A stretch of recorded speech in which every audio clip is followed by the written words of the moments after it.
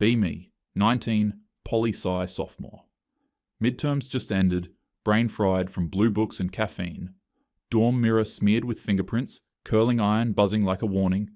Pizza box open on the desk, one last slice hard as cardboard.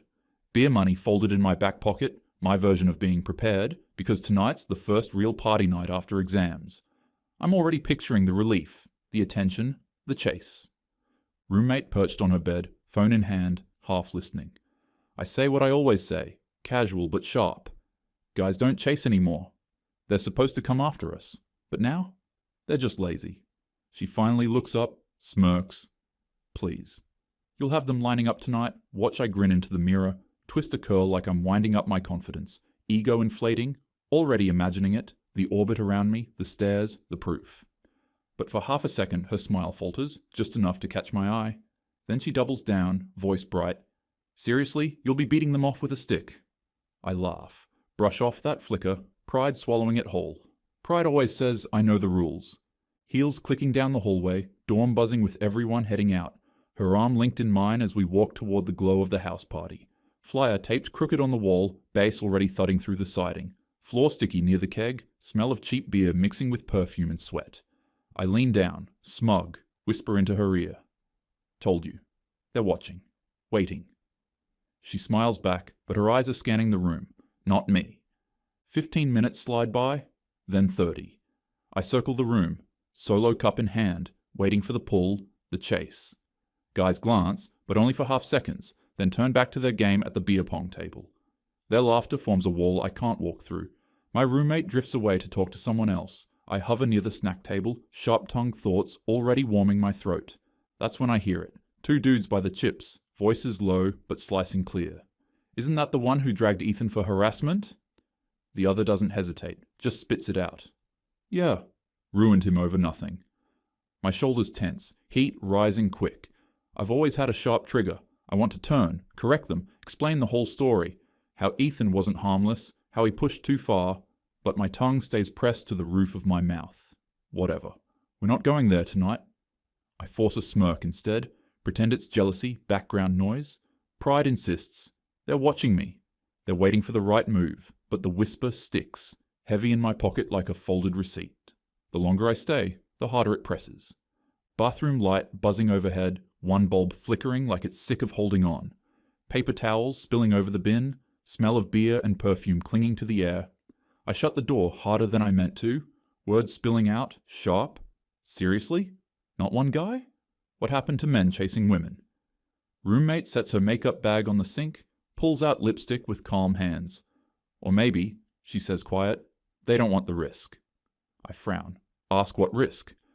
She meets my eyes in the mirror, steady, not cruel. Ethan. Everyone remembers. Guys still bring it up. The name lands heavy, like it's stamped across my forehead. I force a laugh, wave my hand. Oh please, that was justified. He crossed the line. She doesn't argue, just keeps applying lipstick slow, precise. The silence feels worse than a fight. I lean on the counter, eyes flicking up to the mirror. For a second I see it, not the confident girl from my dorm mirror, but someone standing alone with a smudged curl and a solo cup that no one touched. I blink it away, fast, pride stitching over the crack. Men are weak, men can't handle strong women, that's all this is. Roommate caps her lipstick, slips it back in her bag. Before leaving she adds, almost offhand, your brother's friends are here too. Just be ready.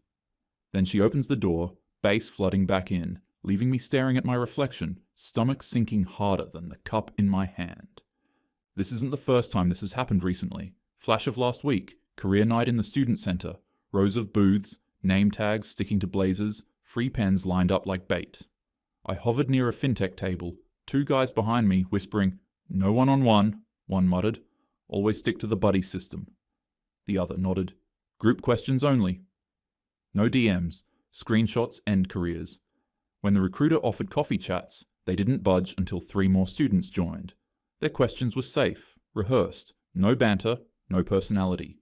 When she repeated the invite, they said together, "Group meet or Zoom with someone CC'd." She blinked once, then nodded like she'd heard it all semester. Later at the water cooler, I caught them scrolling a notes app checklist. No late night texts, CC a woman on invites, don't compliment clothes, summarize decisions in group chat. One guy noticed me looking, shrugged, not hostile, just tired. It's not you, he said. It's the game. Nobody wants to be the headline, back to tonight. Party bass pounding through the drywall, me stitching my pride back together like nothing's wrong. Brush it off? Whatever. Tonight will be a good night. Just need to find some hot guys that'll hit on me. Back near the keg, foam dripping down the spout, puddle of beer sticky under my shoes. Pretending to scroll my phone, my cup trembling just enough to notice. That's when I see them. My brother's friend and his roommate, both leaning against the wall, laughing low, cups in hand. I freeze before they notice, step back just far enough to blend into the corner. Then I hear it. My name sliding sharp out of their mouths like a blade. Again. Nah, don't even risk it. Remember Ethan last semester? All he did was ask her to study, and she slapped him with harassment. The other shakes his head, tone flat like a verdict. Yeah. Almost lost his scholarship over that. One word from her, and you're finished. Not worth it. Then he adds, quieter, like it stings even to admit. Look at her. All that effort to dress up, but nobody's touching it. You can't risk it, not for a girl like that. Not anymore. I want to laugh, roll my eyes, throw some line about them being intimidated, but the words sink in heavier than the bass in the walls. Undesirable, not because I'm ugly, not because I'm boring. Undesirable because I'm branded, a walking liability. And maybe this is where I should come clean, right? Because it's not like I made it up. Not like I woke up one day thinking, how can I ruin Ethan's life? He was in my study group. Late nights in the library, highlighters scattered across the table, energy drinks buzzing through our veins. He'd check in on me if I missed a class, always offering to share notes. Once even brought me coffee during finals week, said he figured I hadn't slept. Never raised his voice, never crowded me. He was just there. Some girls might have loved that kind of attention, but me? I knew I could pull better if I wanted. Mirror doesn't lie, curves in the right places, face that cleans up fine with a little effort. So when Ethan hovered, acting like I was the prize he'd finally won, it didn't feel flattering. It felt insulting, like why waste my shine on him? Was it a crime? Number. Was it creepy? Maybe not to anyone else. But to me, it sat heavy, like he must want something he wasn't saying out loud. And the more he was nice, the more I convinced myself it was manipulation in disguise. So I did what we're told to do. I reported it before it could turn into anything worse. And once the gears started turning, there was no undoing it. Emails, hearings, advisors shifting in their seats, Ethan sitting across the table with his face pale. I told myself I wasn't wrong. I wasn't exaggerating. I was just early, proactive, careful. Better safe than sorry. Wasn't that the rule? But the looks I started getting in the hallway said otherwise. Friends who used to nod at me went quiet. His fraternity brothers muttered when I passed. One girl I barely knew stopped me outside class, hissed, "You just didn't like that he was ugly." I laughed it off then, but inside, I thought, was she wrong? Because looks do matter. Everyone knows that, even if they don't say it. Ethan wasn't tall, wasn't broad, didn't have that sharp jawline that makes girls lean in without thinking. His clothes sagged, his hair never sat right. If he'd walked in 6'2" with a square jaw and a little swagger, maybe I would have looked twice. Maybe the same lines would have sounded different. But he wasn't, and they didn't. So I treated it like danger instead of desire. So standing behind that keg now, hearing my brother's friends say, "Not worth it," I feel the blood drain from my face. I know exactly what line they mean. Mine, carved permanent. For a second, the thought slips in. Am I really just a warning sign now? I shove it down quick. No, I was right. Ethan crossed the line. I did what we're told to do. Pride snaps back, sharper than before. Men are cowards, men are jealous, that's all this is. But the echo hangs anyway, dull and heavy under the bass. Not worth it. The party's long over by the time I stagger back across campus, heels dangling from my hand, mascara smudged, head buzzing from cheap beer. Every step feels heavier, stomach sloshing with alcohol and humiliation. All I want is to collapse into bed, bury tonight under blackout sleep. But the parking lot spins me sideways, half dizzy, half angry. That's when I hear it, the faint clink of tools, a chain snapping into place. I squint through the lamplight, and there he is, my brother, crouched low beside his bike, under the lamplight, hands greasy, headphones in one ear, focused like the world isn't burning around me. I march over, heat still boiling under my skin. Do you know what your friend said about me tonight? My voice louder than I meant, sharp enough to make him look up. He pulls the headphone out, wipes his hand on a rag, calm as ever. Depends what they said. I throw it all out in a rush, half slurred, half snarled. They ruined my night. Talking trash about me like I'm some disease. You just let them? You're my brother. You were supposed to defend me. He doesn't snap back, doesn't even frown, just leans against the frame of the bike, arms crossed, voice steady. Defend you from what? From the truth. The words sting worse than if he'd yelled. I scoff, wave a hand, wobbling a little on bare feet. Truth? They dragged Ethan into it like he's some saint. You know what he was like. His jaw tightens, but his tone doesn't shift. What was he like? He asked you to study. He checked in when you missed class. He brought you coffee. That's it. That's what ruined his name. Do you know how insane that sounds to guys like us? I try to cut in. He made me uncomfortable, but he raises a hand, calm but final. Uncomfortable isn't a crime. You didn't like him, fine, ignore him. But you lit a match and called it fire. And now, every guy on campus sees you as gasoline.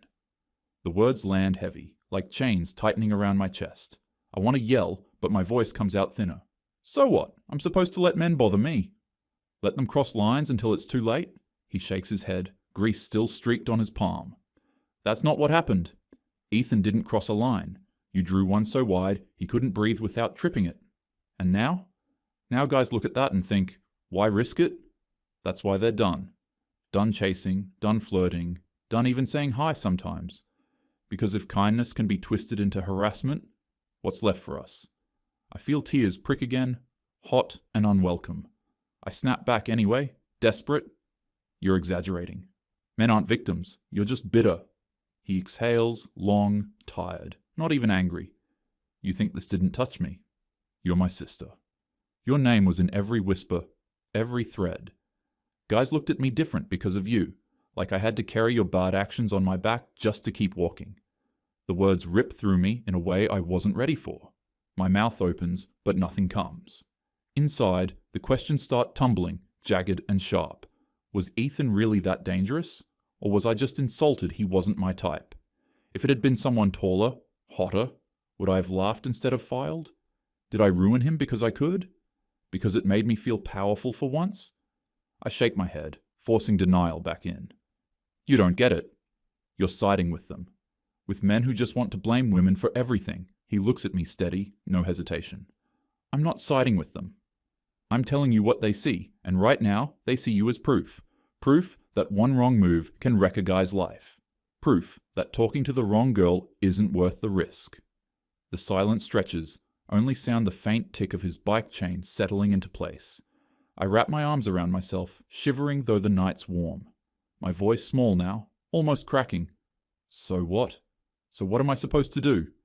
He wipes his hands on the rag, tosses it aside, meets my eyes for the first time, steady, unshaken. You start by apologizing to Ethan. Not because it'll fix everything, but because it's the only honest thing left you can do. I turn away, tears sliding faster now, pride battling in my throat. Part of me wants to scream he's wrong, that I'm still right. But the louder part knows he just pulled the last excuse out from under me. 2 days later, different building, different noise, campus gym humming, chalk dust floating in the racks. A 25-pound plate rolls off, clanks near my shoe. Guy across from me looks over, half raises a hand, like he'll help, opens his mouth, shuts it, pivots to the front desk instead. Comes back with the female attendant. She smiles. Hey, do you need a spot? He asked me to check I look past her. He's 2 racks away now, pretending to tighten collars. The attendant lowers her voice, friendly, not snarky. We get this a lot now. Guys ask us to be the go-between. I wave it off, finish my set, pretend I'm not bothered. He re-racks silently, earbuds in like a shield. We leave at the same time. He holds the door with his elbow, not his hand. Like what even? Why don't they want to have anything to do with us anymore? Next day, brain foggy, but my thumb's restless. Open Ethan's name in messages, stare at the empty box, type, I'm sorry, delete, type, I misread things, I overreacted, I was scared, delete again. Finally force out, just, I'm sorry for what I did, send. Grey check, then blue. Seen. No reply. Refresh, close app, open again. Still seen. The silence louder than any insult. Days pass. Campus colder than winter. Study groups shrunk by half. Even the girls keep their distance. I start timing coffee runs to avoid eye contact. Finally decide to face it head on. Library, tutoring center, open door policy taped on the wall. Ethan's there, shuffling papers, hair longer than before, face harder. I step in, heart thudding. Ethan. He looks up, eyes steady but guarded, like a man standing behind glass. I swallow, push it out. I'm sorry. For all of it. I was wrong. He nods once, no anger, just exhaustion. I read your message. I wait, desperate for anything more. He finally says, Do you know what it cost? Voice quiet, not theatrical, but every word cutting. Scholarship froze. Internship pulled. My fraternity dropped me. My mom begged me to come home. Each line lands like a gavel. I flinch, try to fill the silence. I didn't mean for it to go that far. I thought I was protecting myself. He cuts in, voice sharp now. Do you know how terrifying it is for guys? One word, one report. Doesn't matter what's true. By the time the system clears you, you're already guilty everywhere else. He leans back, exhales through his nose. My friend in engineering? Kicked off campus for a semester after a girl said he stared too long in the lab. Came back, GPA, wrecked, job offer gone. His hands tighten around the binder. Another guy, athlete. Girl said he touched her arm when she tripped. Investigation cleared him, but the newspaper ran the headline first. He's not even in school anymore. His jaw tightens, eyes lock on mine. Do you get it? We live like every smile is a coin toss. We talk. We risk it. We don't. We're cowards. Either way, we lose. I bite my lip, force a comeback. But women live with risk too. Catcalls, creeps, men who don't stop. I was just being cautious. His laugh is short, bitter, not amused, cautious. You were cautious with my life. You weren't scared of me. You were insulted I wasn't the guy you wanted. My stomach drops, but I snap back, desperate. That's not fair. I felt uncomfortable. That matters. He leans forward, voice low, deliberate. Uncomfortable isn't a crime. You turned kindness into evidence. You ruined me because you could. I shake my head, eyes stinging, words tumbling fast. I didn't ruin you. The system did. I didn't write the policies. He cuts me off again, sharper. No. You pulled the trigger. The system was the bullet, sure, but you aimed it, and everyone else saw it happen. That's why no one touches you now.